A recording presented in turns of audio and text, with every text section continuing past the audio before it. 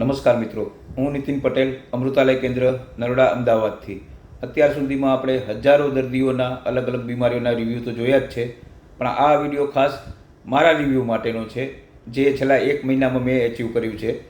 છેલ્લા 1 મહિનામાં 15/8થી લઈને 15/9 એટલે પૂરો 1 મહિનો થયો. આ 1 મહિનામાં મેં 7 kg વેટ લોસ કર્યું છે. આ વેટ લોસ કરવાનું કારણ પહેલું તો આપણે શેના માટે કરવું છે. વેટ લોસ માટે છેલ્લા 3 વર્ષથી આપણે અહીંયા વેટ લોસનો કોર્સ તો આપી જ છીએ, પણ છતાં મને પોતાને ક્યાંથી મોટિવેશન મળ્યું અને કઈ રીતે ઉતાર્યું, આ વિડીયો ખાસ એના માટેનો છે. પહેલું તો આપણે એક રીઝન કે વાય આપણા માટે હોવું જોઈએ કે શેના માટે આપણે વજન ઉતારવું છે, એનો એક દાખલો.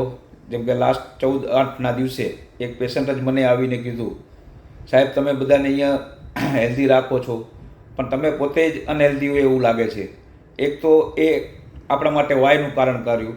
એક અમૃતાલયના સંચાલક તરીકે જો હું જ ફિટ નહીં હોઉં તો પેશન્ટોને આપણે કઈ રીતે ફિટ રાખી શકશું. તો એ પહેલી તો આપણે ફિટ રહેવો જરૂરી છે. આ મારા માટે વાયનું કામ કર્યું, એટલે જ મને એક મોટિવેશન મળ્યું કે મારે હવે વજન ઉતારવું જ છે. પહેલાં મારા રોજના 700 થી 800 પગલાં બી સ્ટેપ બી નહોતા ચલાતા. આખો દિવસ મારું ફોનનું કામ હોય, લેપટોપનું કામ હોય, એ હિસાબે મારે બેઠાડું જીવન થઈ ગયું હતું.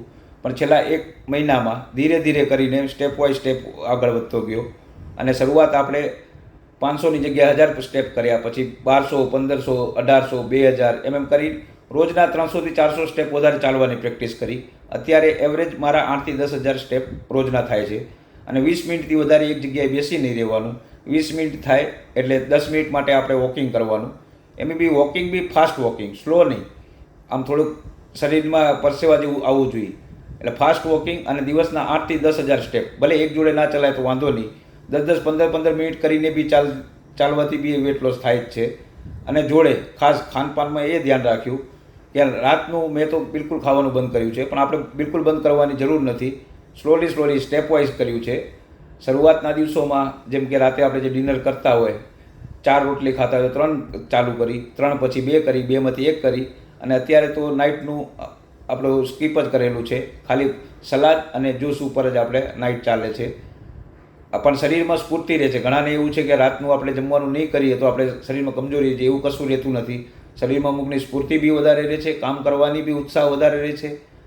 અને એવું આપણે આમ બી જનરલ આપણી કહેવત છે, 1 ટાઈમ જમે એ યોગી, 2 ટાઈમ જમે એ ભોગી અને 3 ટાઈમ જમે એ રોગી. એટલે આપણે શરીરની જરૂરિયાત મુજબ આપણે ખાનપાન લેવું જોઈએ. અત્યારનું કામ આપણું દિમાગનું છે અને ખવડાવીએ છીએ આપણા શરીરને. જે પાચન મજૂરો હોય, ખેતી કરતા હોય, આમના માટે ગમે તેટલો ખોરાક લે, એમના શરીર માટે જરૂરિયાત છે. પણ રિયલમાં આપણી જરૂરિયાત ખાનપાનની કેટલી હોવી જોઈએ, એ હિસાબનો આપણો ખોરાક હોવો જોઈએ. અને બને ત્યાં સુધી રાતનું જમવાનું એકદમ લાઇટ કરો. બપોરે ભલે તમારે જમવું હોય વધારે જમો, અને જેટલી જ આપણી પેટમાં જગ્યા હોય એની 30% જગ્યા તો ખાલી જ રાખવાની હવા માટે. આપણે ટોટલ શું કરીએ છીએ કે જનરલી પેટ ફૂલ ભરીને જમી લઈએ છીએ, પછી ઓડકાર માટે બી જગ્યા નથી રહેતી. એક તો ખાનપાનમાં થોડોક સુધાર કરી, થોડુંક વોકિંગ અને ફિઝિકલ એક્ટિવિટી વધારી. આપણે જીમ કે ભલે ના જઈ શકતા હોય, ટાઈમ ના હોય, પણ આપણા શરીર માટે આપણે રહેવાનું છે. અને હેલ્થ ઇઝ વેલ્થ. આગળ જતાં વેલ્થ બી હશે, પણ જો હેલ્થ નહીં હોય તો એ વેલ્થ માણશું કઈ રીતે.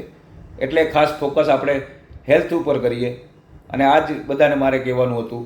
અને એક તો તમે પહેલાં વાય નક્કી કરો કે તમારે શેના માટે વજન ઉતારવું છે. અત્યારે જે આપણી ઉંમર છે 30, 35, 40, 45, આગળ જતાં એક તમે મોટિવેશન લઈ લો, ભાઈ 60 વર્ષે મારે કોઈના ભરોસે નથી રહેવું કે કોઈ મને ઉચકીને આગો પાછું કરે, એ મહેનત મારે ના આવે. આગળ જતાં મને ડાયાબિટીસ, બીપી, કોલેસ્ટ્રોલ, હાર્ટની તકલીફો ના થાય, એના માટે કરીને આજથી આપણે હેલ્થ ઉપર ફોકસ કરવાની જરૂરિયાત છે. અને એકદમથી કરવાની બી જરૂર નથી. ધીરે ધીરે કરીને સ્ટેપ વાઇઝ સ્ટેપ બી આગળ કરશું તો બી આપણે હેલ્ધી રહી શકશું. આપણે ભારે કામ કરવાની જરૂર નથી. ખાલી રોજનું થોડુંક ખાનપાનમાં ધ્યાન રાખીએ અને થોડુંક ખાલી વોકિંગ કરીએ તો બી આનાથી બી ફિટનેસ શરીરમાં રહે. અને ધીરે ધીરે જેમ જેમ કરતા જશો તમને શરીરમાં સ્ફૂર્તિ બી વધતી જશે અને શરીરમાં એનર્જી બી વધતી જશે. ચલો, આજ કહેવાનું હતું. જય દ્વારકાધીશ.